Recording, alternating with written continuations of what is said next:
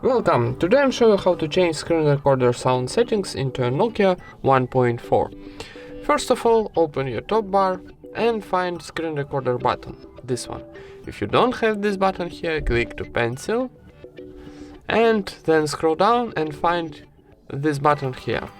Then need to press and hold and drag to top like this. And when you add this button in the top bar, click back for saving. And now need click to this button. And now start recording. We got recording audio options. So if you click here, you can choose, for example, microphone, device audio, or device audio and microphone, and turn on or turn off this option. And that's it. Thank you for watching. Leave thumbs ups and subscribe to our channel.